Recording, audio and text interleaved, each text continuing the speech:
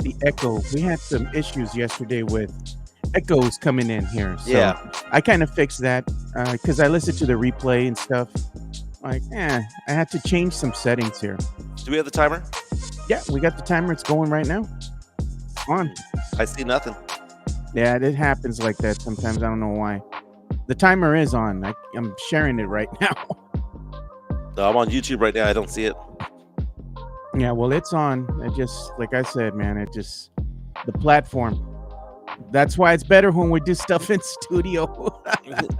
I hope to be in studio later on this week. I'll find out tonight. Yeah. My daughter's getting an award over at her school, Oh, nice. and Yeah, big news for me too, man. My daughter's boyfriend actually talked to me the other day on Saturday, and he was asking me if I have my blessing for him to maybe go ahead and marry my daughter. So I was wait. This has to be topic of conversation for the show. This has to be it because I have two daughters, and I want to know how that's going to go later on in life. So no, that's a great conversation piece. Yeah, so I had a big weekend, man. That between spending all the time with the nieces too, man. These little girls killing me. I went, like I said, spent time with my little niece. She's like 5, and my other niece, Malia, she's like 13, 14 years old. Yeah. And I spent almost half the day with them. And then after that, I came home real quick, got dressed again, changed because it was hot. And then I spent the evening watching that Final Destination Bloodlines with 5 of my other nieces, so I had the whole clan with me, man. I'm like, damn. That's expensive. Yeah, just trying to be the best uncle I could be. There you go. Welcome to another episode of the Area 210 podcast with Mike Jimenez and Joe Garcia. Make sure to subscribe and hit that like button. Join the discussion as we broadcast to you live from beautiful West San Antonio. And remember to tip your hosts as it helps the show grow. What up? What's going on, San Antonio? What's going on, South Texas? This is the Area 210 podcast. My name is Mike Jimenez. That's Joe Garcia. We go for about an hour and a half talking sports, pop culture, nostalgia. Some of the Necios already in the house. Sam Salinas, Sith, Mario Cavazos, Roy. Good morning, everybody. We go on for about an hour and a half here just talking sports and fun times. It's like bar talk, Joe. We just hang out, have a conversation about sports, about what's on our mind, pop culture. It's a fun thing. More than 2,400 subscribers. We're happy to have every single one of y'all there. Joe, how you feeling today, man? Because I understand you were telling me during the pre-show that someone asked you a very important question. And I want to know how it went. Yeah, so over the weekend, I went and dropped my daughter off at work, and her boyfriend was in town. And he wanted to go out and eat breakfast with me. I'm like, oh, no. Something's about to happen, So I'm like, all right. So he's going to go to the airport around noon. So I had to go drop off my daughter real early at work. And then I was like, you know what, man? We're near downtown because my daughter works near downtown. So let's go to Mi Tierra. It's right here. It's like literally 7 minutes away. Mm-hmm. Okay, cool, man. So we go in there and sit down. I'm like, so what's up? When you talk to me about, trying to make things cool and, not because he looked a little nervous, to be honest. Well, before you keep going with this, how old is your daughter? How old is this guy? How long have they been dating? Oh, they've been dating for a couple of years already. They've been together for a couple of years, about 3 years, something like that. Okay, so there's been some time. They've been together for a while. A couple of Christmases. Now, how old's your daughter? My daughter is 21 years old. Okay. And he's about the same age as her too, 21. And we've gone to meet his family. The kids took him over there, and we went to meet his family. And they come over here quite often. They're from Houston. He's from Houston.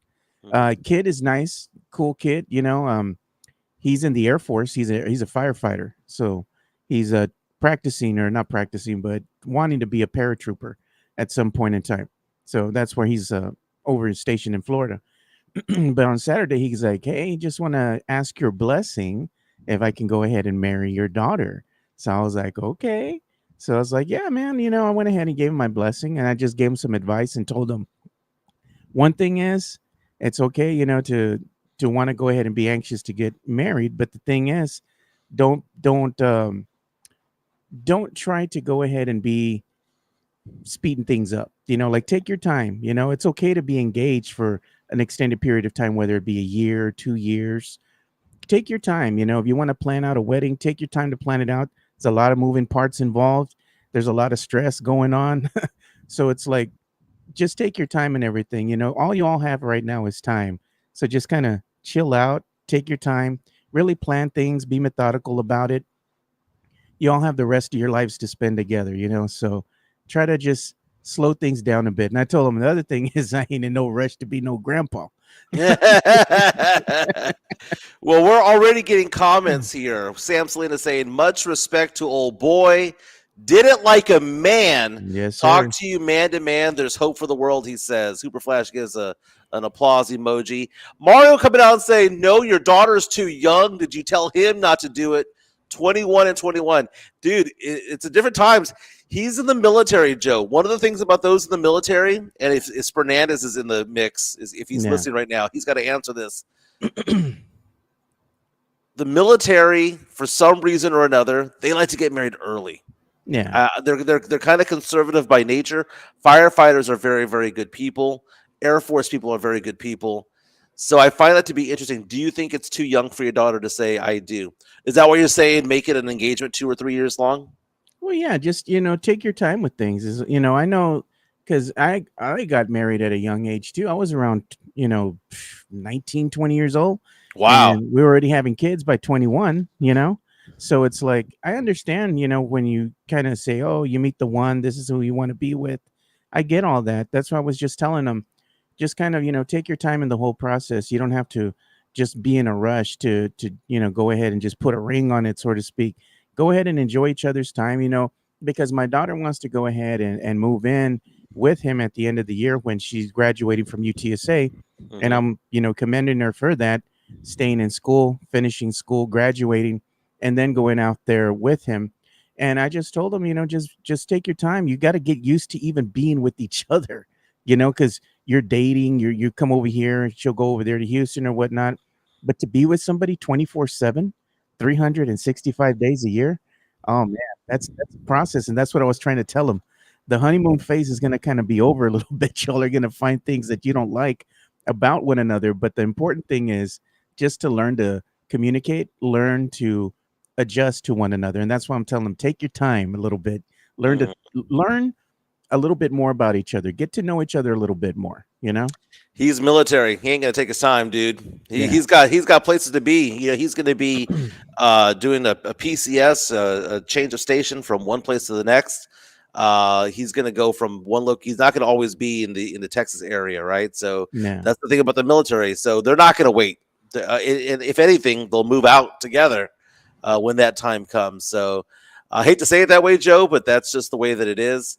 Yeah, it's up to them. I mean, the only thing I can do is just support the decision that they make. I can just go ahead and voice my concern about the whole thing, and I did it in a very nice way, So I've talked to my daughter, I've talked to her boyfriend, and they're like, "Well, you said yes too fast." No, I've known the kid for a little bit already, over 3.5 years.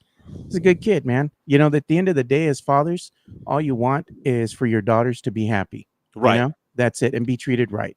Now, Rafa says he enjoys the fact that he did not do it Edgar style. He didn't knock her up first and then ask for the hand in marriage.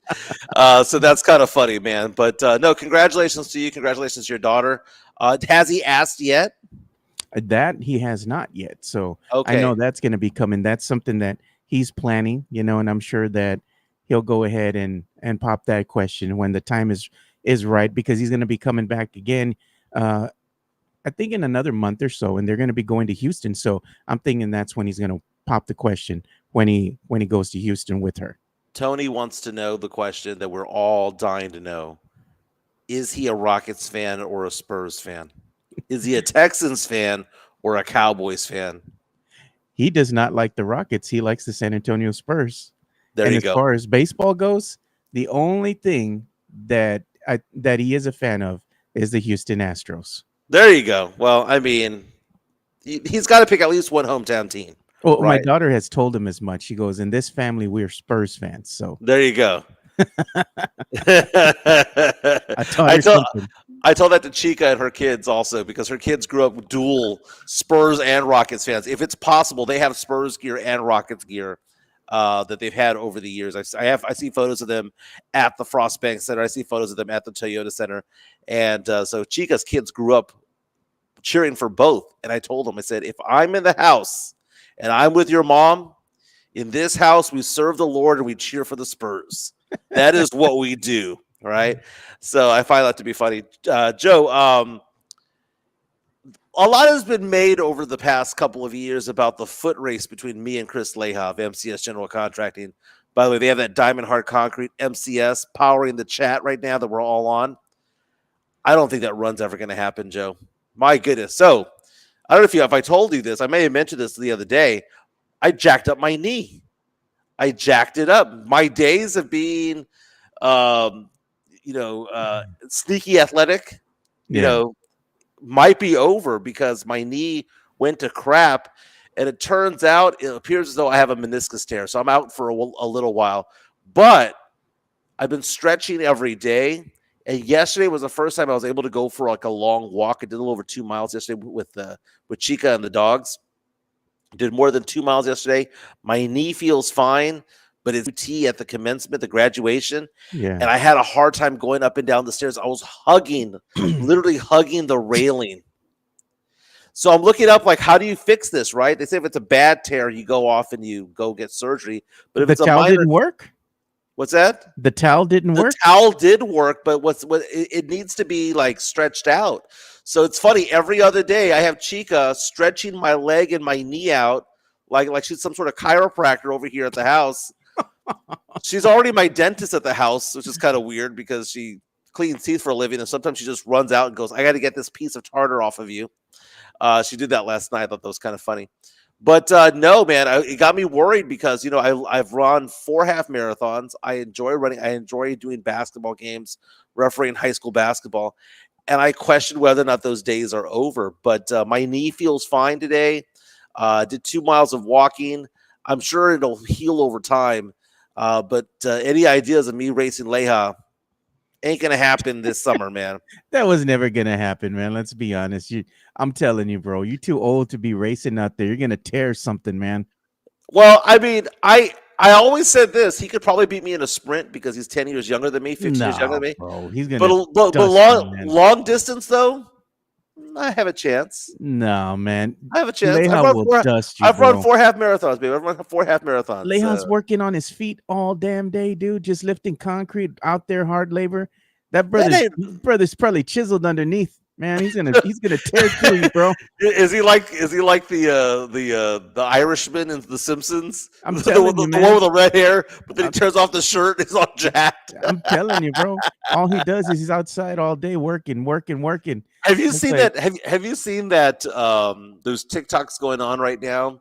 I've seen them on Instagram Reels where it says work strength versus workout strength. And it has like these guys with jacked up muscles, like just ripped because they go to Planet Fitness or Golds, and they try to arm wrestle somebody who just works like labor. Yeah. And the ones who work labor can kick their ass at arm wrestling because there's something different about those muscles compared to the muscles that are generated by just doing curls.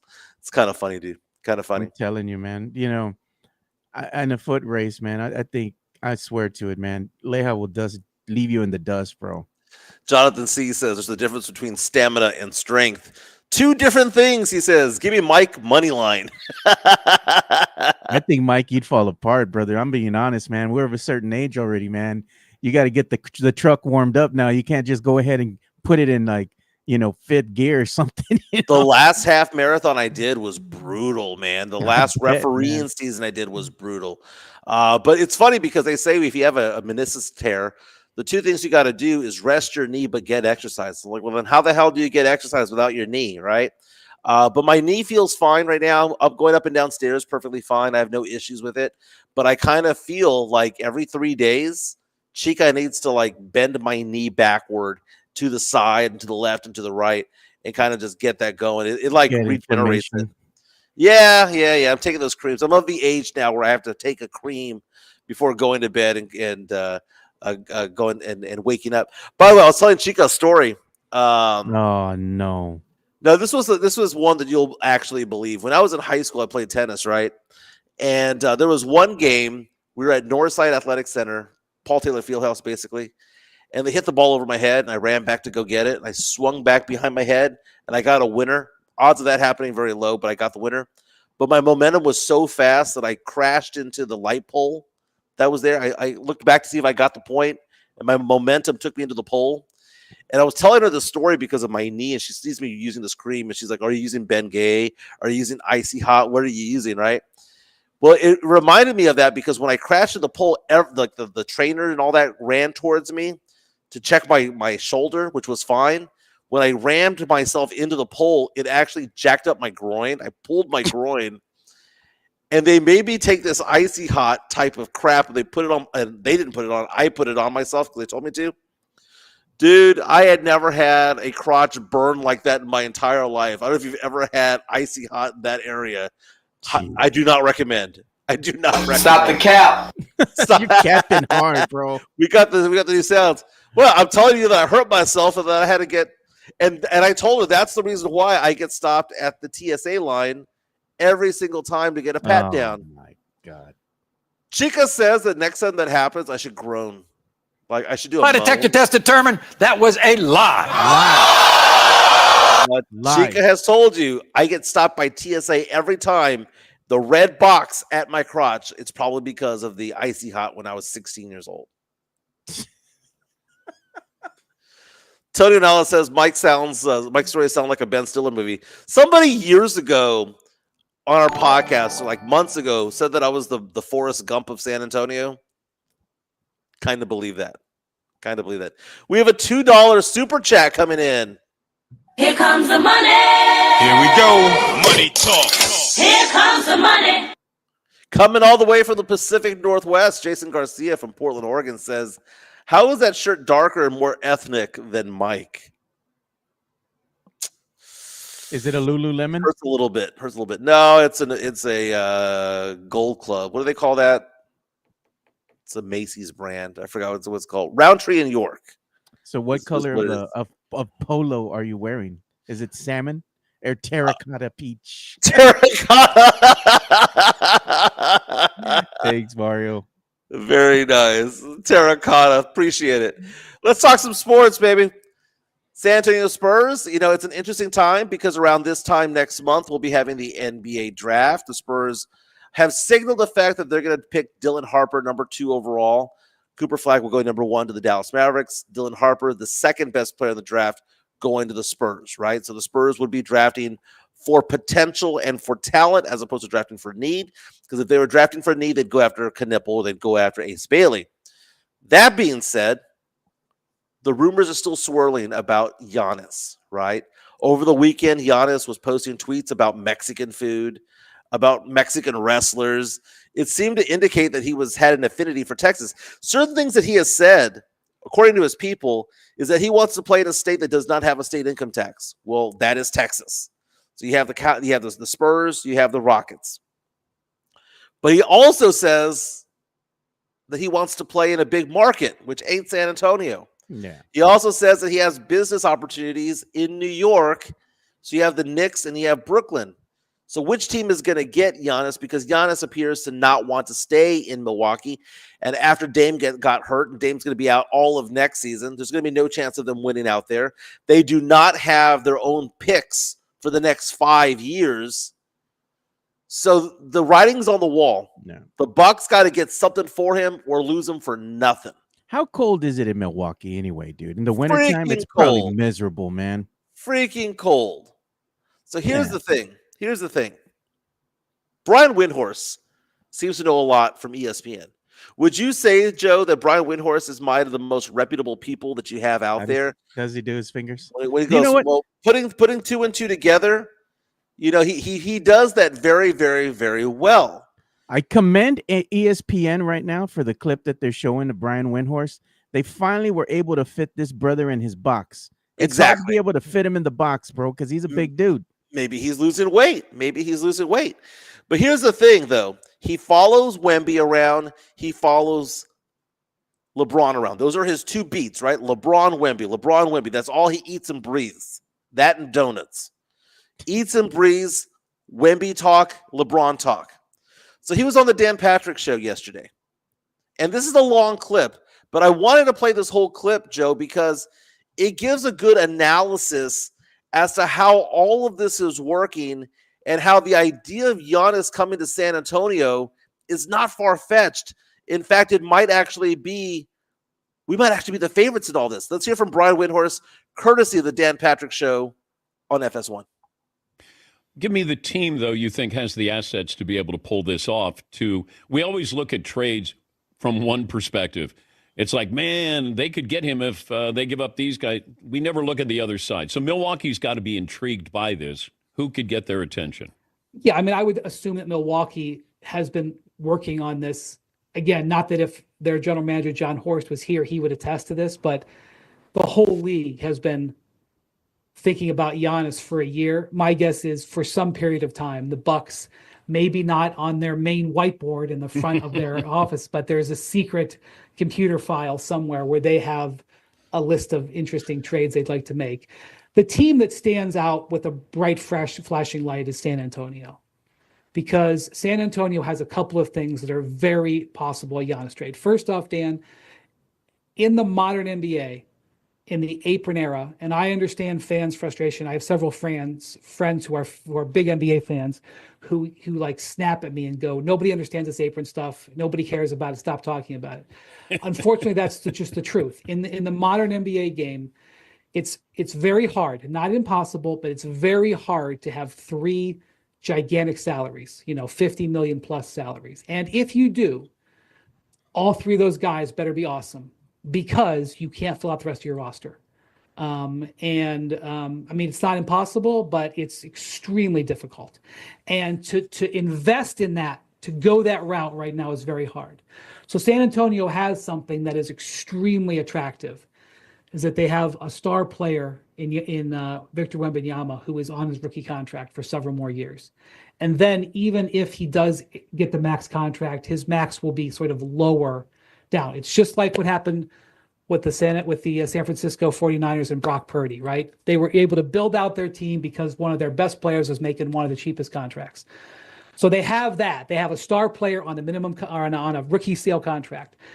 They have young pieces in-house that would interest anybody, including Stephon Castle, who just won Rookie of the Year. And they are loaded with future draft assets, including 2 lottery picks in this draft and the number 2 pick. And they have large salaries on their roster that can make a trade.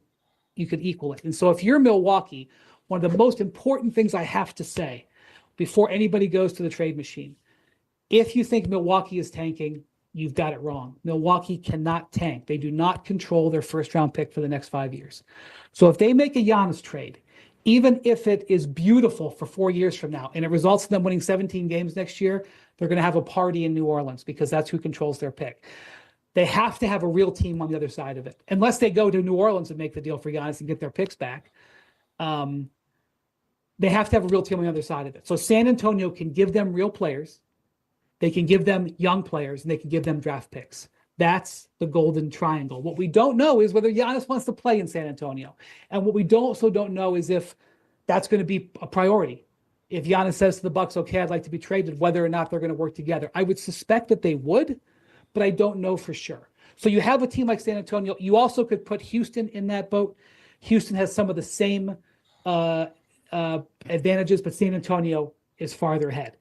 Right. Okay, so a lot to unpack when it comes to that. That is Brian Windhorst on the Dan Patrick Show on Fox Sports Radio. It's also on Peacock and NBC Sports. Lots to unpack. Okay, first of all, when he said that Milwaukee can't tank, that Milwaukee has no incentive to have a 17-win season because New Orleans controls their picks for several years, that they need to have a real team with real players to get going, and the name that he said was Castle. He also said the number 2 pick. So I think a lot of Spurs fans are thinking to themselves, well, if we're going to be getting Giannis, we'll just send them Castle, keep Harper, or we'll send them Harper, the number 2 overall pick, and keep Castle. And Windhorst is saying, no, dude, you guys are in a bidding war with Brooklyn, who have assets and players, the Knicks, who have a lot of players who are right now are still in the Eastern Conference Finals, right? Game 1 coming up. You have the Rockets, who have a lot of young players. We're not going to get 10 cents on the dollar. It's not going to be one of those things where we get him the way that we got De'Aaron Fox. De'Aaron Fox, we sent 10 cents on the dollar. We got rid of, not only did we get De'Aaron Fox, we got rid of Zach Collins' contract. Not only did we get De'Aaron Fox, we got something for Trey Jones. That's not going to happen. That it's a bidding war for Giannis' services, because Giannis is still in his prime, and Giannis is still a top 5 player in the NBA. Giannis is a champion who's also an MVP. So, Windhorst say the perfect triangle. The triangle is what? We got the picks, we got the players, we got the cap space. So, it is his belief, Joe, that if this is all going to go down, we're going to send out not Castle, not Harper, but both Castle and Harper. We're going to send players. Devin Vassell makes sense because of the salary. Going to match salaries. And then probably the other player they're going to want is Harrison Barnes. So this idea that we're going to send them Malachi Branham and Blake Wesley, that we're going to send them Jeremy Sohan, that we're going to send them these players that we don't even want, Julian Champagnie or whoever the case may be, is not factual. A legit trade offer would be Harrison Barnes, would be Devin Vassell, Stephon Castle, Dylan Harper, and a couple of extra picks to get Giannis for 2 seasons. Joe, you are the GM of the Spurs. You are Brian Wright for the day. You pulling the trigger on that? Absolutely not. And the reason why is I get the fascination with Giannis Antetokounmpo. But the problem is we don't really know how he's going to fit in the context of bringing him over, trading away your future for a win now mentality. I do like Giannis. I think he's a great player in his own right. But when you're looking at pairing him alongside, let's say, Wemby, and if you're going to keep Castle or you're going to trade Castle, that would be a commendable, starting 5 with Harrison Barnes in the mix as well. But we don't know how the moving pieces are going to work with Giannis, or how the rest of the supporting cast is going to work with Giannis on this team. I think at this point in time, the Spurs are in control of their own destiny. And with all the picks that they have in the foreseeable future, the one thing that they need to do is they don't need to necessarily go after a superstar like Giannis. What they need to do is go get some veteran players that can go ahead and play their roles here on this team and play them well. That's what this Spurs squad is really missing. They're missing bucket getters, people, again, that can make buckets, knock down some open, threes, and knock down some consistent jump shots, can play decent defense. Doesn't mean that they have to play lockdown defense, but they do need some veteran presence on this team. And I think if the Spurs stand pat and just work with what they have now, you're looking in the draft, you have picks number 4, and was it 14? And you have, was it in the second round, was it 34 or 28, something like that they got as well? Just stand pat and see what you can do in the offseason. Move smart. I think if they go after Giannis, that's signaling something that Spurs fans might not be comfortable with, and that's the win now mentality. Let's win now and trade away our future. And that's the biggest mistake I think they can make at this juncture. So let's say that the trade involves what we said there: Devin Vassell, Harrison Barnes, Castle, Harper, a couple of picks, and maybe some salary cap filler. That would leave a starting lineup of starting point guard would be De'Aaron Fox. The 2 would be somebody we pick up off of free agency. Yeah. The 3 would be Sohan, Giannis, and Wemby. So it'd be Giannis, Wemby, Fox, Sohan, free agent. That's going to win 50 games, Joe. It's going to win 50 games. It'll be a fun season. And if Giannis comes to the Spurs, I would be ecstatic. Okay? I'm happy either way. I'm team whatever we could do. Let's just go ahead and do it. Right? But when Windhorst goes off and says that it's difficult to carry 3 big salaries together, $3 $50 million salaries, because he says you can get 3 studs and then 12 crappy players and draft picks is what you're filling out the roster with. But when he goes out there and says it's like Brock Purdy's rookie contract, right? Or Joe Burrow, or when they had that for Patrick Mahomes, you have to take advantage of that. So one of the things about it, Joe, is that you look at it, if they draft Dylan Harper and they just build on top of it, you're basically saying that they did not go all in during Wemby's first contract. And for those who are like Chris Leha from MCS General Contracting, who are Team F them picks, they're not wrong in that, Joe. They're not wrong in saying that we need to do something and go all in while Wemby's on a rookie deal. The problem is that we didn't realize that we were going to get the number 2 overall pick. Yeah. That we had a 10% chance of going from 8 to 2 or 1. It was like a 5% chance of getting number 1 and a 5% chance of getting number 2. We did not know that was going to happen. And that changes things. Leha coming out saying, y'all want to keep pounding the rock with the dudes that said, we hooping, get the F out of here, trade Devin, Stohan, and Barnes, give them 2 and 14, and give them the Hawks picks. He wants the Spurs to empty the war chest for just 2 seasons of Giannis, because Giannis for 2 seasons ain't going to stay. No, he ain't going to stay. He's gone. It's not a 1-year rental, it's a 2-year rental. And I guess the question is, for Spurs fans is, do you want to go all in on a 2-year window to get a championship? Or do you want to try to build something to make it where your window's open for 8 to 10 years, but there's no guarantee that those pieces of the puzzle fit together? There's no guarantee that free agents want to come to San Antonio. We hear that all the time from Spurs fans. We got Wemby, therefore free agents want to come to San Antonio. Really? How many went to Milwaukee to work with Giannis? No. They got Dame as a trade. There wasn't a long line of people to line up to play with Giannis. There wasn't a long line of people to play with the Denver Nuggets with Jokic. Yeah. That was all done by trades. So the idea that there's going to be this long list of Austin Reeves types of players or Tyler Herro type of players who are going to come in and they're going to be knocked down 3-pointers and they're going to do all that because they just want to play with Wemby. Who the hell says that? Maybe they'll want to play with Wemby if Wemby was in Miami, if Wemby was in New York, but he's in the Alamo City. And whether you like it or not, to young basketball players, that is basically Cleveland. Look at what's going on right Sacramento. now.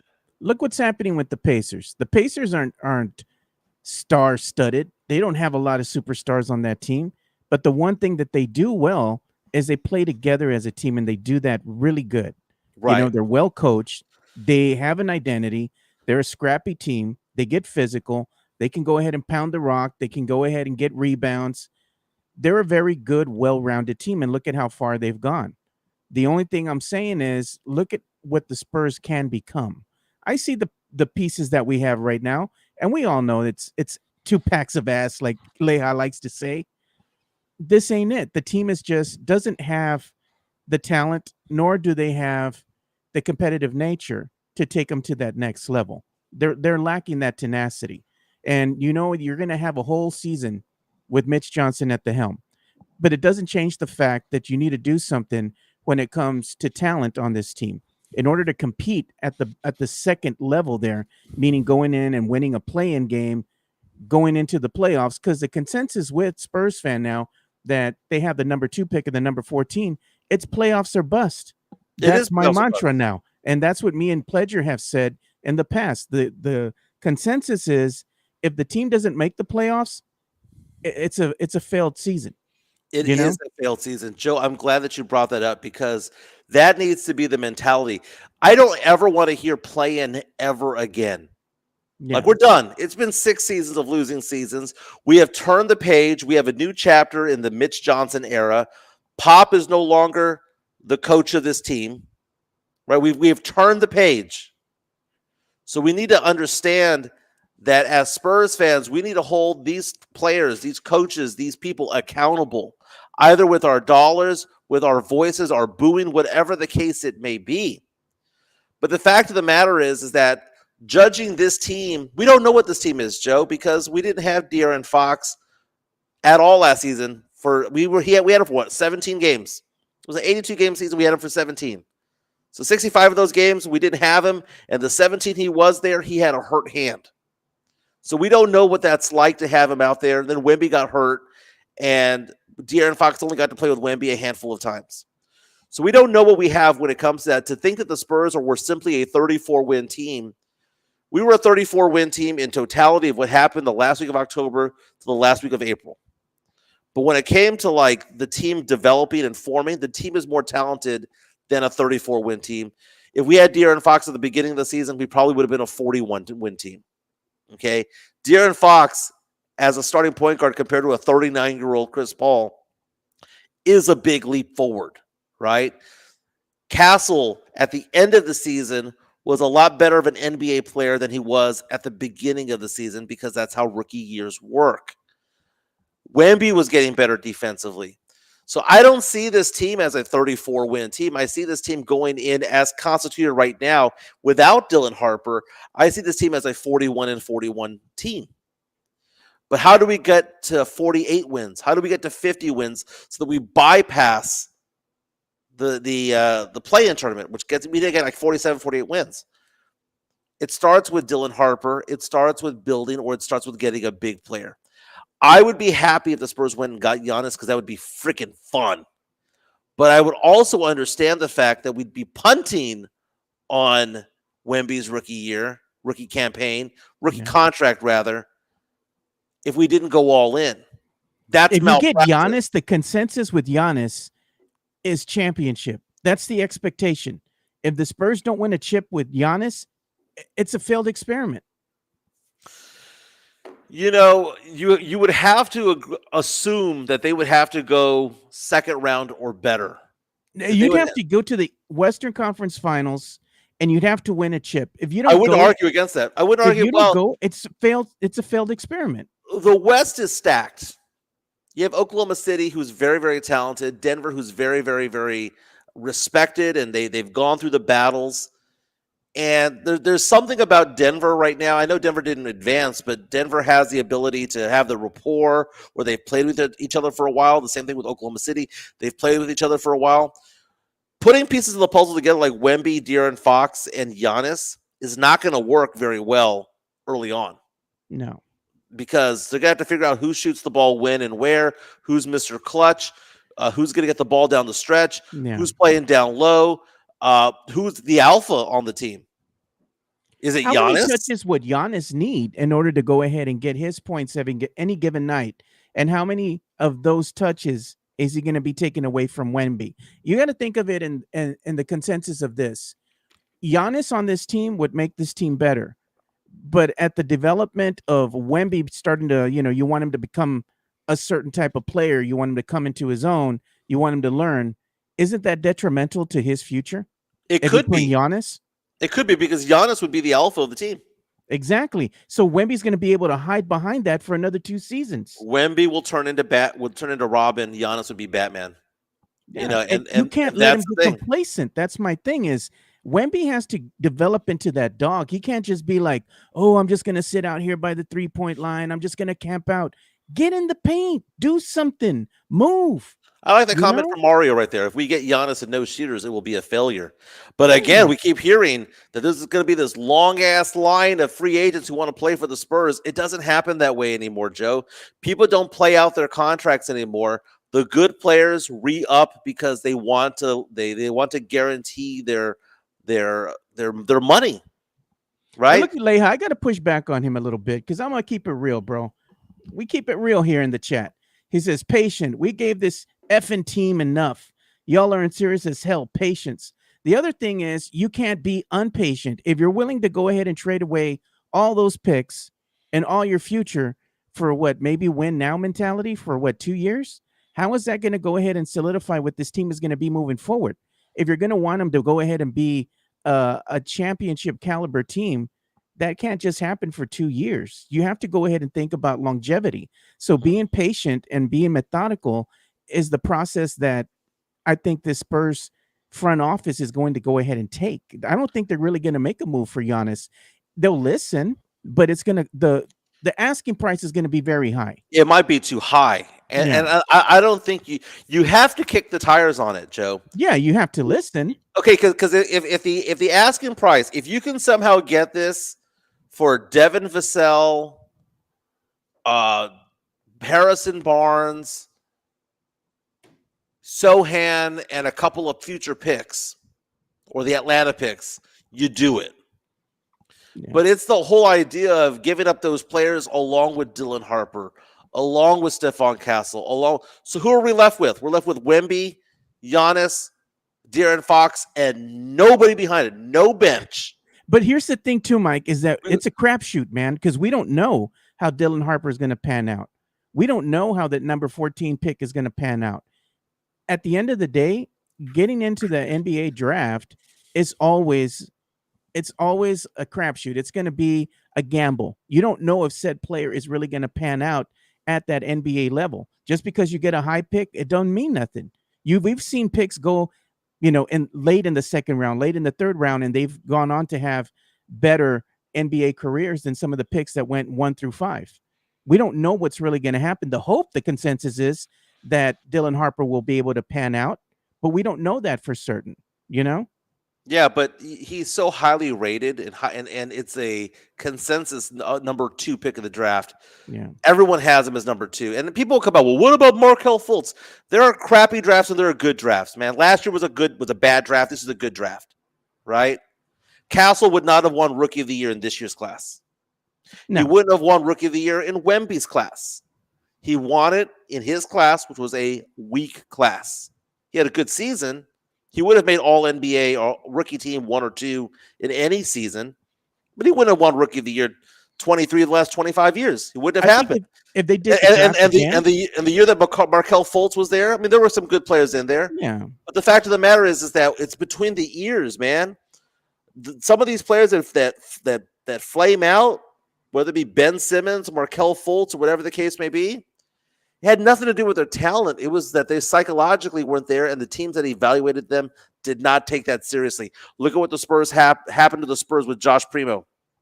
You cannot tell me that Josh Primo just suddenly became a cochino when he joined the Spurs. He was a cochino before. They knew that. They had to have known. They just gambled on him and they lost, and they're saying, well, Dylan Harper's not a gamble. I'm just saying, at the end of the day, how do you know that?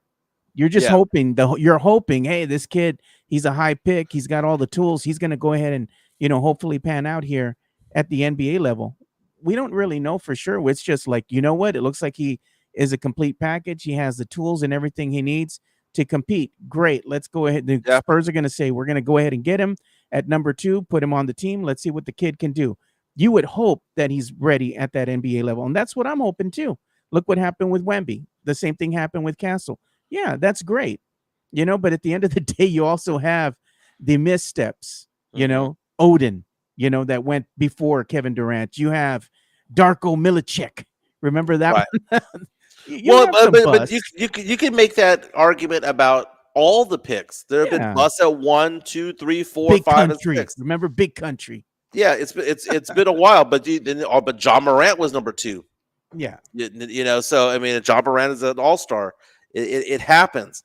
The problem that you have here is, like, you look at the Denver Nuggets. Nuggets got bounced in the playoffs. They had a valiant 7-game run, but they got bounced. Why did they lose? It's because when Jokic wasn't in the game, they couldn't score. That was just it. And for the Spurs to get De'Aaron Fox and Wemby and Giannis, that would be a lot of fun. But to have no supporting cast behind it, yeah, none. I mean, we look at the Phoenix Suns with Booker, Beal, and Durant. Yeah, they couldn't do anything together. The big threes don't work. Do you know what works, Joe? Big twos. Yeah. Big twos with a lot of good supporting players. That typically works. Look at the Celtics right now. I know that Tatum's going to be out for a long while, but Tatum and Brown were the big 2.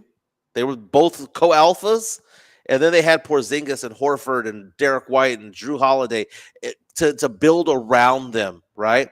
Speaking of Jaylen Brown, I was listening to the Bill Simmons podcast on The Ringer. Bill Simmons says that the Celtics should break up their team, and he's a huge Celtics fan. He believes they should break up their team and send Jaylen Brown to the Rockets in exchange for a couple of players over there. Jaylen Brown, who makes $60 million a year, going to Houston. Houston would have to empty out basically half of their team to get a player like that. But he was saying that something needs to be done. That at some point you have to keep evolving a team and building on a team. And he thinks that these teams like the Celtics are now on their way down. We talked about that, Joe. The Lakers, I don't care if Luka's there. They're on their way down. Golden State on their way down. Phoenix on their way down. On the Eastern Conference, the Celtics are on their way down. You now have teams ascending, right? The ascending teams of the West are going to be Oklahoma City, Houston, and the Spurs. We are ascending. Everyone else is coming back down. Don't forget about Minnesota. Minnesota's ascending too with Ant-Man. Minnesota is as well. I mean, they built their team on defense. They built their team on defense. But if the Spurs get Dylan Harper, I'm just looking at it going, okay, we have a Dylan Harper, we have a Stephon Castle, we have a De'Aaron Fox, we have a Harrison Barnes, and we have a Wemby out there. I'm getting a little bit excited, Joe. You're throbbing? That's a cohesive team. And then you have a Vassell, and you have a Keldon Johnson, Champagny, get a couple of free agents in the back playing in the second team. It's not bad, Joe. It's not bad. Is it a 50-win team or a 55-win team? No, it's a 48-win team is what it is. But that's a lot more wins than we've been getting before, Joe. I think we don't know what this is the best analogy that I can give you, or honest opinion, should I say. There's a big question mark when it comes to this Spurs team. And the question mark here is identity. You have to have an identity in order to go ahead and move far into, let's say, the postseason. Right now, this Spurs team is in flux because they don't have an identity. It's just a bunch of dudes out there just trying to shoot the ball. Let's go ahead and see if I can win, push the team to victory on this game or any given night. They don't really play good, cohesive basketball together. And it's because the parts that they have don't fit well together. The talent level isn't here. You need to find the balance, and that's what they're lacking. With the balance, you'll have the identity. Players will get more comfortable with each other. You're going to have a more cohesive unit. Right now, it's just a bunch of dudes out there, man. Well, I think that having De'Aaron Fox out there changes the dynamic because Fox is a veteran point guard who's still young, still in his prime, who is unselfish and is willing to take the last shot when Wemby doesn't want to. He's Mr. Clutch for a reason.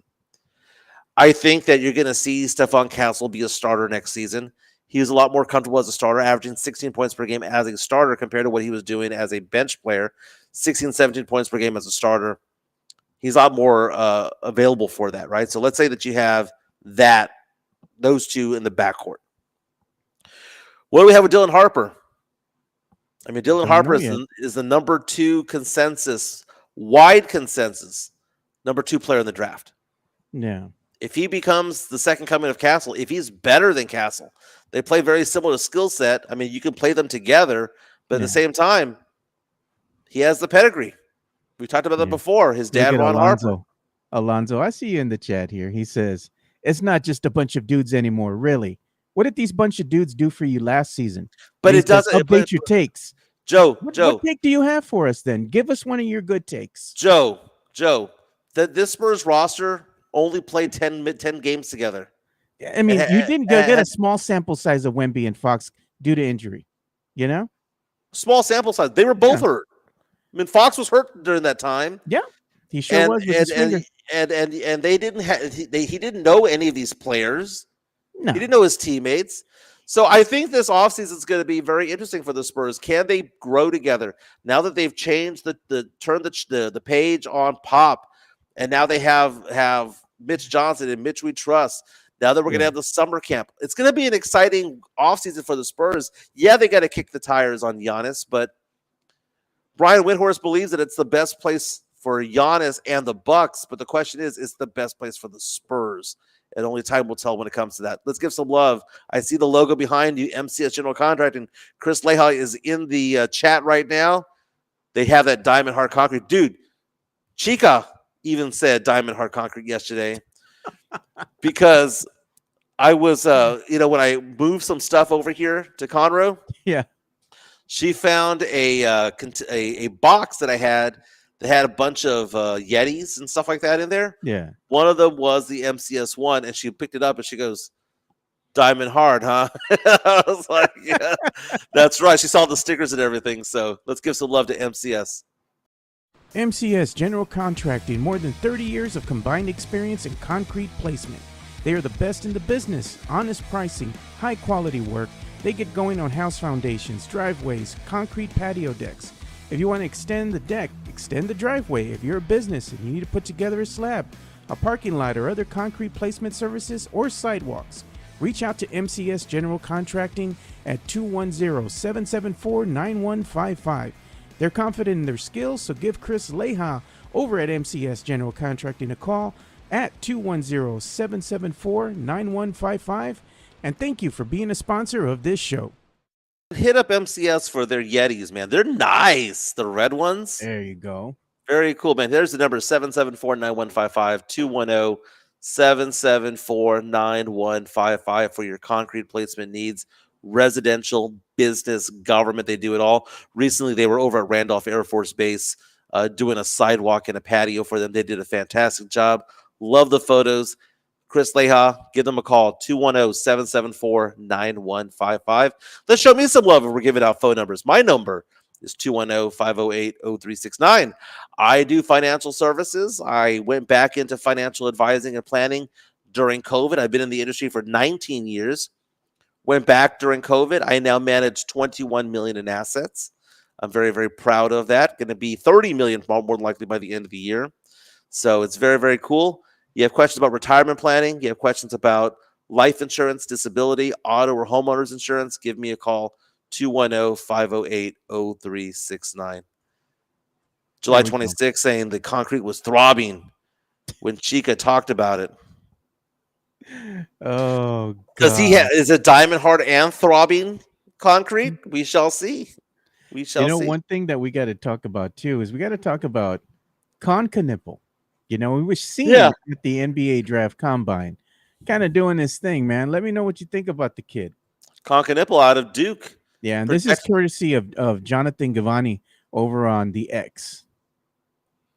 So Knipple is one of those players that does a little bit of everything. Is he going to be a superstar? No. But Knipple is kind of like one of those those teammates that you want to have. Like the ideal number 3 guy, the Derek White type of guy who can knock down threes, play defense, can make some passes. Just a very solid player. He's going to be in the NBA for a long, long time. Nipple, a lot of mock drafts have him going to the top 5 now. By the way, there are rumors out there that the Bucks are interviewing players that are outside of their range. Again, they don't have a pick, but why are they interviewing players? It's because maybe they're going to get picks in exchange for Giannis. But Nipple, really good player. About 6'6", 6'7"? Yeah, good player, dude. Pledger loves him. Oh, yeah. Absolutely loves him. Joe, the year is 2028. The year of our Lord. You hear the music, bum bum ba-dum bum bum bum bum bum bum ba-da-dum bum bum ba-da-dum bum bum. The Olympics. Yeah. Patrick Mahomes getting the gold medal, putting the medal around his neck. Can you imagine gold medalist Micah Parsons? Gold medalist Christian McCaffrey, Jahmyr Gibbs, because NFL players might be taking part in the 2028 Olympics. Joe, explain. Yeah, this is a post by Adam Schefter on the X earlier this morning, and he says that sources have told ESPN a vote to allow NFL players to participate in flag football for the first time during the 2028 Summer Olympics in Los Angeles is expected to pass at today's league meeting in Minneapolis. He says nothing is official yet, but as one source said about today's vote, Olympics should be easy. Kind of like the NBA back in 1992 with the Dream Team, right? Just Just send the players out there; they'll be perfectly fine. That's kind of interesting there, Bad. But they're playing flag football, though. I guess to minimize the impact on the players. Yes, and also the football that we play with the helmets and the pads and all that isn't played everywhere else. So we'd be playing against each other if that happens. It'd be us in Canada against each other when it comes to it all. But the fact of the matter is that there's a big push towards flag football. There are some high schools, Joe, that are going to have flag football as a sport for girls.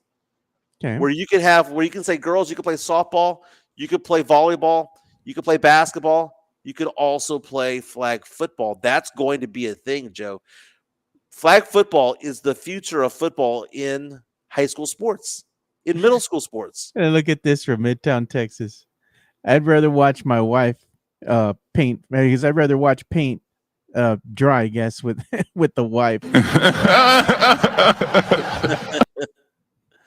Why is everybody all pissed off about flag football, dude? I mean, heck, football. You can't touch the receivers, you can't touch the quarterbacks. They're basically playing flag football already. You know, I don't know how I feel about that, man. I mean, it's cool to see, I guess, NFL players participate in a flag football league for the Olympics, representing your country and whatnot. Mm-hmm. But it's flag football, dude. Like, what's the equivalent of that on a basketball level? Is that the 3-on-3 tourney that Kind they of, have? sort of. Yeah, you know, it'd be like horse with NBA players. it's like, It'd be like a slam dunk competition with NBA players. Head of a fist saying, "Damn, those NFL players going to be running the Olympics camp." That's sad, dude. What do they have? Those cardboard beds, Those dorms with the 1-inch mattresses, cardboard beds and whatnot. I'm like, God, man. So Sam is saying that flag football is a different sport compared to full contact American football. I get it, but I think they'll understand it and they'll be able to adapt to it. I don't think it's going to be that big of a deal. Not at all, Joe. I think the reason that they want NFL players to participate is to go ahead and get the ratings up, because they know if they have professional athletes on there participating, people will be tuning in to watch this. Joe, what's up with the tush push? Yeah, man, we had some news yesterday. We didn't really get to it, but it looks like the NFL, let's say owners were going to be meeting yesterday, kind of voting on that per Adam Schefter. And I'll show this to you guys, because this is a topic that kind of got pushed back yesterday, but we'll show this on screen now. And it's saying that Adam Schefter said yesterday, he goes, NFL owners are scheduled to meet on Tuesday and Wednesday in Minneapolis. He says to vote on the proposal to ban the tush push, the play that the Eagles have mastered. The proposal was tabled this spring at the league meeting in West Palm Beach, but is expected to come to a vote this week. So Tuesday, which is today, and tomorrow, the owners will meet, and they're going to go ahead and vote on the tush push. Whether you love the play or hate the play, it seems like it's garnered enough attention now to where I'm sure the owners are going to be like, let's go ahead and just ban this play completely. Let's see if they can get enough votes to get that done. Yeah, it should be changed, dude. It's a stupid play. It's rugby. It's not football. It's a rugby play. Joe, I'm looking at stats for the WNBA right now. Yeah. Did you know that Caitlin Clark is not in the top 10 when it comes to points per game? Found that to be interesting. Who is the one? Asia Wilson, who was the MVP last season, is averaging 31 points, 16 rebounds, 3 assists, and 2 steals. Asia Wilson, 6'4" for the Las Vegas Aces. When people are like, Caitlin Clark's the best player in the WNBA, no, she's not. She's a very, very good top 10 player. Want to say she's top 5? We'll give her 5. You know who else? She's the most popular player in the WNBA, and that's where we're going to. At a WNBA game, Dallas Wings playing last night against Seattle. 7'4" Victor Wembanyama sitting courtside. Imagine sitting behind him, Joe. You nothing, dude. Well, let's take a look at Wemby out there, man. Wemby on NBA TV. Enjoy the game out there. I enjoy watching the NBA players support the females out there.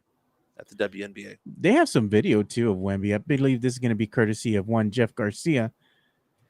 And we'll go ahead and see if we can bring that up here of Wemby kind of doing his thing afterwards. You know, he was seen, he was spotted like taking pictures with fans and whatnot, you know, putting on somebody's hat, having a good time over there at the WNBA game. But he ain't signed no autographs. He only does that when he goes to Costa Rica. Only in Costa Rica does he sign autographs for the kids. For the kids.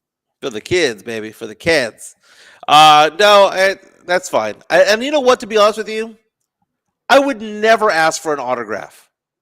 I don't understand. The last autograph I got, Joe, was Carrie Underwood. That's the last autograph I got, and it was backstage at a concert. When she was carrying Gabby Girl? She was carrying Gabby Girl. That was 25 years ago. Or 20 years ago, rather. I want photos with these players. So, like, if I get a selfie with a player or a handshake, I would much rather get that than an autograph because I don't see the value of an autograph unless you're going to sell it.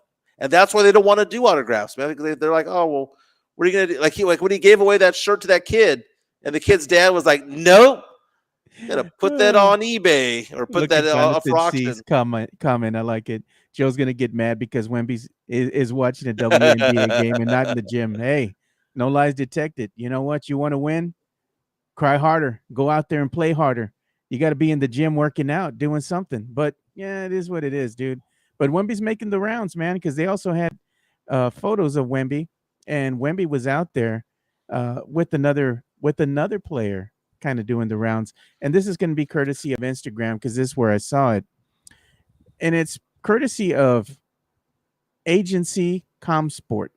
And it looks like Wemby's out here with another player. It's was it Renaud, Maxime, or something like that? Maxime, another player that he's hanging out with, kind of working Wemby out looks with. older in that photo. Oh, this is him, dude. He's out there just hanging out, shooting the ball. I'm going to look up that guy's name. Maxime what? Renaud. Maxime Renaud. Okay. 22-year-old player, played for Stanford. Yeah. He was seen playing chess with Wemby. Remember they took pictures together. He is a French player, 22 years old, 7'1" as well. So he's a tall guy, played for Stanford. He's also French. So there you go. Wemby's out there enjoying vacation, you know, doing the rounds, having fun. Looking at his stats, he averaged 20 points per game, 10.5 rebounds, nearly 2 assists, shot 46.7 from the field. He shot 35% from three, 36 the year before that, 39 the year before that, or 42 the year before that. All right. Okay. All right. Big guy. Right. French guy. All right.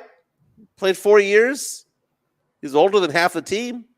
You know what you got to do? You got to go ahead and also wish a very happy birthday to one of your favorite players, your son here. Jeremy Sohan, turning 22. All right. Happy birthday. His age catching up to his three-point shooting percentage. Amazing. Happy birthday to Jeremy Sohan. I wonder how he's 22 now. So okay.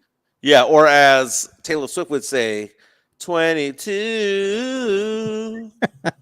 22. Where's the party at, Jeremy? Where's the party going to be at? I wonder if he's even in the States here. I bet you he's probably somewhere else, you know, out of the States. Going to go. Was he in the Philippines recently? Yeah, he was out there in the Philippines. I bet he's going to go party out there in the Philippines somewhere, having a good time. Picking up some of the Filipino women out there. I don't know about all that, but he's going to be having fun somewhere. It's his birthday. He looks like a passport, bro. You better have that. Was it the real ID? Because you ain't getting on no plane now unless you got that real ID. Oh, by the way, you know what the real ID is? Your driver's license. Exactly. It just has that little gold star. Yeah, 98% of Texans already have that on their driver's license, so it's not that big of a deal. I heard that the other day, and I was like, "Oh my god, I gotta go get something else." By the way, Caitlin Clark, if you want to watch her play today, her game is on NBA TV. I wonder if that's going to get better ratings than the Western Conference Finals, which gets going today, Game 1 between the Timberwolves and the Oklahoma City Thunder. Choose your fighter, Mike. Dude, OKC's gonna romp them, dude. Oh my! It's not even gonna be close. Sweep. I know T-Wolves are a good defensive team. This is gonna be a gentleman's sweep, dude. They're gonna win it in 5 tonight. OKC favored by 7.5 points. The over/under very low, Joe, 217, because the T-Wolves play good defense, right?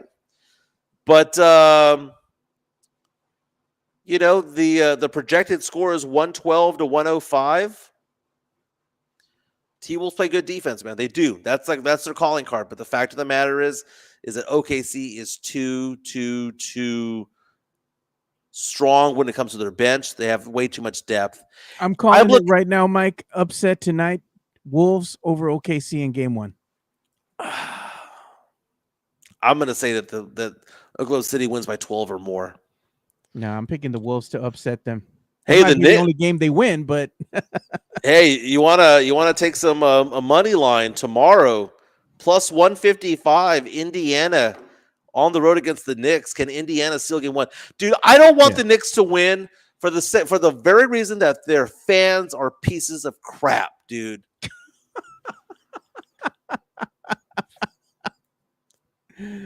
Oh, you saw those videos on Twitter of them harassing the Pacers fan?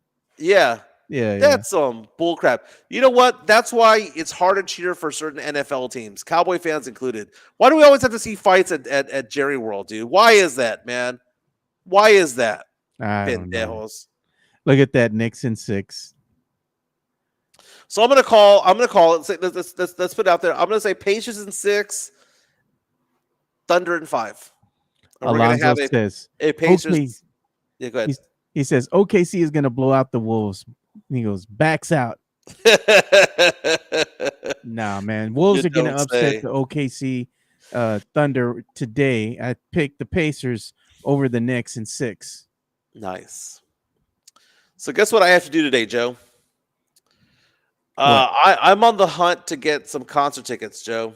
My girlfriend's daughter wants tickets to go see Billie Eilish. Good luck. Those are going to cost quite a bit, dude. Well, here's the thing, Joe. And this is a funny conversation piece here.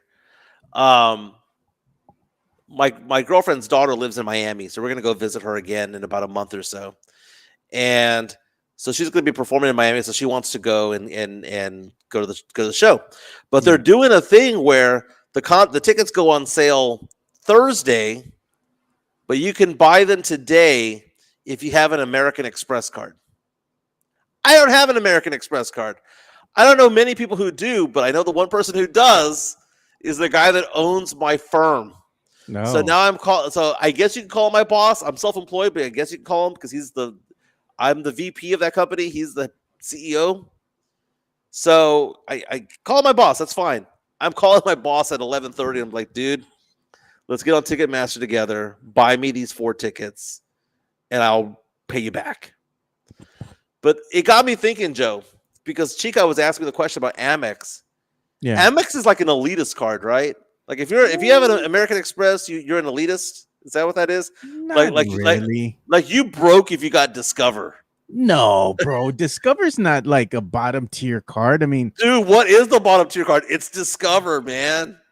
So what is Capital One? Okay, you have Capital One, right? Well, then you have like Chase. Well, Capital One was a joke about 10, 15 years ago, but it's super legit now. Capital One, actually, I was looking at the cards that were there, Joe.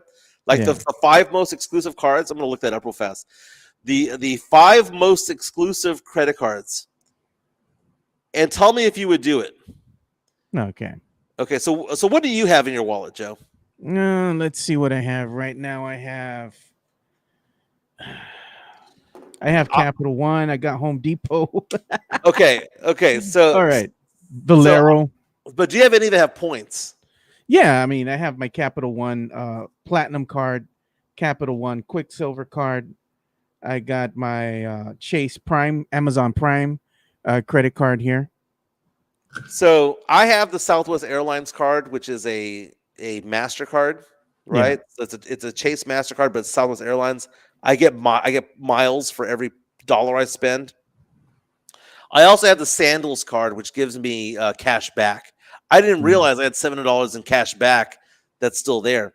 But I found this to be funny, Joe. Did you know that the most prestigious card in America is a Centurion Black card from American Express, and that it has an APR of 20%, so it's high interest, right? And it has an annual fee of $5,000. Can you imagine having an annual fee, Joe, of $5,000? Just boom. Jeez. And you have to spend $350,000 a year on that card to keep it. God. And look at that. Sam Salinas, put them in front of the camera, Joe. Heck no. You know what's funny nowadays is that the numbers for the cards aren't even on the front of the cards. Yeah, they're in the back. They're on the back, man. So you can show the front of the card. Not going to do you any good. All you're going to do is see the chip on there, right? And my name, but the numbers are on the back. And the way that I have my wallet situated, it has like that. What do you call that? That for NFC, it has that blocking capability on it. I'll show you my wallet. There's my wallet. So I like this wallet. I picked it up over there at the Big Texas Comic-Con. That's awesome, dude. I have a wallet that I found in the closet yesterday that I bought like 6 months ago, and I haven't even used it. I need to move my stuff over to it. You know what I ran out of, Mike? On the back of my wallet, you see how it has the money clip? Yeah. And I usually keep money back here, dude. And I had I think I put like $250 at one time I had back here. It's gone now. I was just telling that the other day to one of my kids, my oldest son, because he's like, what happened to all your money on the back of your card? I said, I slowly used it. I got to go ahead and put more money on the back of the money clip, because that's the thing. As you get older, you just want to have cash there just in case, because sometimes the internet goes down. And I go to other Joe, places too. Look, man, you carry cash in the year of the Lord 2025. I carry cash too, because check this out. Like sometimes I'll be at places downtown, right? And you're going to go ahead and get the valet parking, right? So to speak. So you got to tip these guys. Oh, there's a way around that, like, Joe. I just have my money there. So I'm like, yeah, I'll just give the guy $20 or what have you, It's like, here you go, First of all, $20 for valet. You out of your mind. That's a $5 tip all day, every day. So this is how you handle it, Joe. I don't carry cash because I went to the Jelly Roll concert with Post Malone. Yeah. Right? You go to the Alamo Dome, city of San Antonio, right? They don't accept cash. They don't accept cash. They don't. You know who else doesn't accept cash? Even the parking doesn't accept cash. Yeah. So Martian Murray said it. Only some taco trucks only take cash. And that was the only reason why I would take cash downtown is a taco truck. That's it. Because everybody else, if I'm getting a valet or whatever the case may be and I don't have cash, simple question, dude. Do you got Cash App? And all of them say yes. Dude, Joe, I go to bars now or lounges where they have the band. Me and Chica will go and we'll listen to music. We went to one in Spring Branch a few weeks ago. Listen to a nice musician play music while we're having wine or whatever the case may be, right? It was a nice place. Want to tip them, right?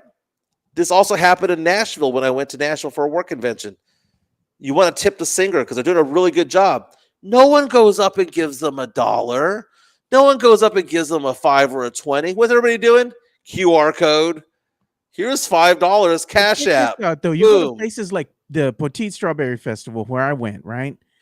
And none of the Cash App QR codes were working because you couldn't get service down there. Because you're in Petite, Joe. Everybody was resorted to giving cash. So I'm just saying, ever since then, I was like, I just had cash on my money clip and I just got used to it. So I don't know. I carry like $250 with me on the money clip.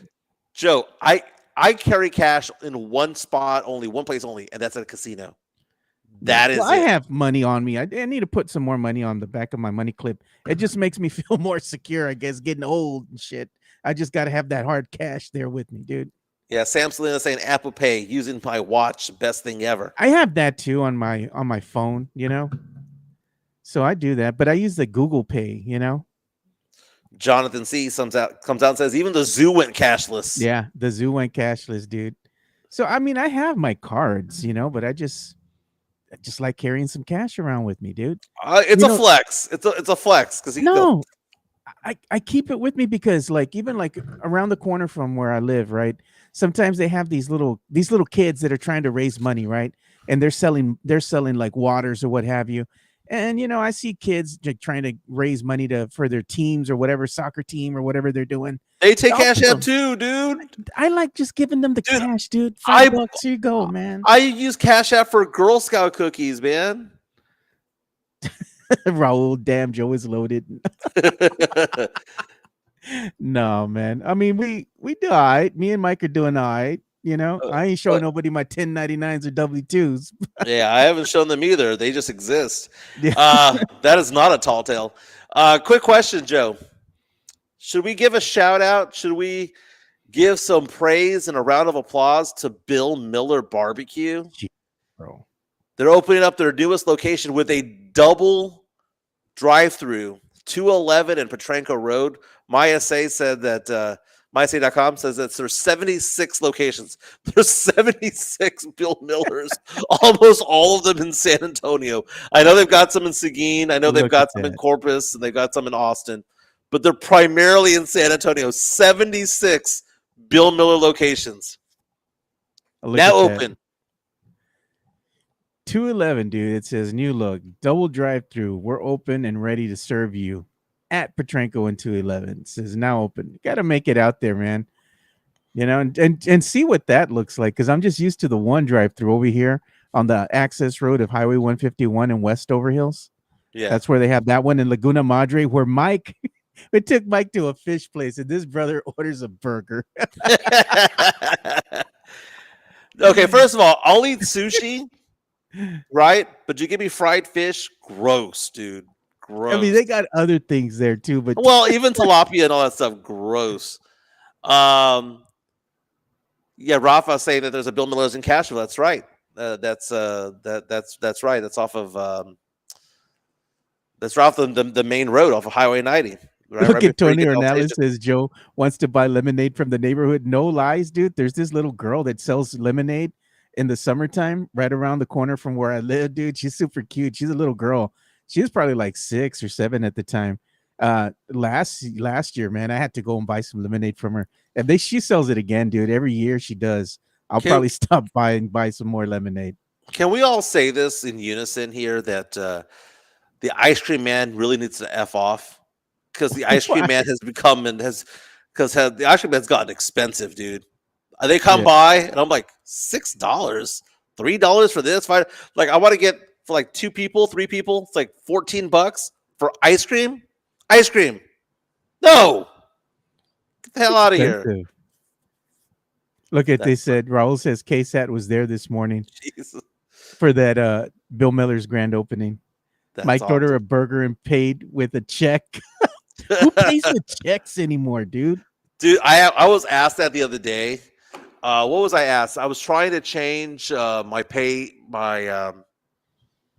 was trying to change like my direct deposit for one of the companies that I represent. Yeah. And they said we need a voided check. I'm like, who the hell has a voided check? What year is this? Who does voided checks? It's kind of like going to the mail, Joe. Chico asked me, did you check the mail? And I'm like, no, it's not that time of the month. I go and check the mail once a month. That's it. Bro, your mailbox must be like just overflowing, man. There's nothing I've ever gotten in the mailbox that is useful. Have I missed out on weddings and parties? Yes. Okay. I don't care. You know what? Evite me. Send me a text. You know what? Look at Jonathan C, man. He's saying the ice cream man outside the zoo charged $4 for a raspa. Raspa. The hell? You know what I miss? I miss the paleta man. There used to be one over there by where my suegra used to live off of 90, Old Highway 90. Yeah. And every single summer, man, there was this old man on the bike, pedaling around the neighborhood, dude, with the paletas. Mm-hmm. And those paletas were good, dude. Oh, paletas are amazing. I love getting the paletas from Culebra Meat Market. And I was telling Chica the other day, she doesn't believe me when it comes to the story, but how mean people were at grocery stores during COVID. And I remember, all these people lining up for food or lining up for toilet paper, whatnot, over at H-E-B and Walmart, right? But I would go to Culebra Meat Market because it was like a little known secret that Culebra Meat Market is a grocery store. You see meat market, you think, oh, they just sell meat there. No, it's groceries. They got groceries there. And I remember there was this long line there during COVID, and this lady up in the front goes, I didn't see all you white people here before COVID. He got all mad. She's like, leave this for us Mexicans. God, Hey I love man, Culebra meat. Culebra Meat Market over here on Marbach, dude. They're coming clutch, man. In the mornings on Sunday, you can go in there and they got like a little restaurant, right? Okay. And they serve some good food there, man. And the Mhm. tortillas are bomb, bro. The tortillas are amazing at Culebra Meat Market. They're top tier. No one can touch them. No one can touch the avocados there either. But here's the thing, Joe. The one that I go to in San Antonio is the one on Piper's Lane and Culebra Road. Okay, right? I know where that's at. Yeah. I don't know if it's the same type of taqueria that they have at the other one that you have on Marbach. It's maybe the same. Dude, those are the best tacos in all of San Antonio for like breakfast. Just like the bacon and egg, the picadillo, just all of that. Just amazing. Oh, can't wait, Joe. Can't wait, Joe. I got to go back to San Antonio. Yeah, you got to come back. You know what? The reason why I didn't go back this week was because I told Chica all the traveling that we've been doing, I just wanted to sit in one location for a week and not do anything. And just kind of. But Chica and I are going to go to Laughlin, Nevada with my parents. This weekend? No, we're going to go in June, in 2 weeks. So June 6th, I believe, is when it is. So that's the next trip that we're going to go do. It's a sleepy town. It's a casino town out there. We're going to go do that. It's going to be fun. Hey, we forgot to give some love to Jeff Garcia, Locked On Spurs. Let's talk some Spurs on the other side. Yeah, let's go ahead and give Jeff some love here.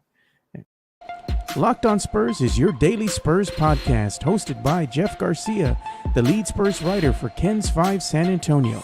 Jeff has a healthy plethora of guests all the time on the Locked On Spurs podcast. You can also follow Jeff on Threads at Jeff G Ken's 5 SA. You can also follow Jeff on Twitter at Jeff G Spurs Zone. So make sure you go ahead and give Jeff a follow not only on Threads and Twitter, but also on YouTube at youtube.com/@Locked On Spurs. This is where you're going to be able to find the replay of the Locked On Spurs podcast. Make sure to like, subscribe, and share. Yeah, more than 7,500 subscribers on there. He had Sweep the League on there. He had Rudy Campos Jr. on yesterday. So he had a post a couple of hours ago that the question is a guard controversy. Dylan Harper's potential impact on the San Antonio Spurs. Also has a story about Stephon Castle working out in the offseason. More stories about who the Spurs are working out there at the facility over at the Rocket La Cantera. Follow Jeff Garcia at Jeff G Spurs on Twitter and Threads. Yeah, thanks, Jeff, for sponsoring the show here or helping us out here. Joe, are you kicking me out on Friday? No, I'm not kicking you out this Friday. This Friday you could be on. I was just had too many cooks in the kitchen last time. I had me. It was going to be Spernandez and LG. I don't know why. Is there something between LG? Does he not like me? Because I've never met the guy. No, he does. I mean, I've met him in person one time back in the day, right? Oh, man, me and LG have hung out. We broken bread. We had some drinks. You're keeping me away from him for some reason. No, I'm not keeping you away from LG. You can talk to him anytime you want, bro. It's like that phrase, LG and Jimenez have never been in the room at the same time. It looks funny, dude. It's funny. No, man. It's just that we have me and LG talk a lot of shop too. Like we're both producers, so we'll kind of talk here and there. I'll text him here and there. I'll tell him all of a sudden, hey man, can you come out on, the show on Friday? He's like, let's do it. Joe, my fast ends in 19 minutes, Joe. 19. I'm back on it, Joe. Man, all the traveling that Chica and I have been doing started to fluff out again, man. I lost 25 pounds and I gained 10 of it back with all the trips back, man. I'm still down 15, but I need to get back on it. So this is day number 3 of fasting, Joe. You can't do that and then you working out or walking with that torn meniscus like you. Well, I did a 2-mile walk yesterday, and I did some weightlifting yesterday. So I did do that. We lifted while watching TV yesterday. So we had the dumbbells out and the bars and all that stuff, and we're doing floor exercises and stuff like that. But man, what worked for me when I was losing all that weight, Joe, was fasting from basically 7 p.m. to 11 a.m. And so now I'm doing it because of the podcast. Basically, stop eating at 8, Yeah. Don't eat again until noon. So I'm back on it, Joe.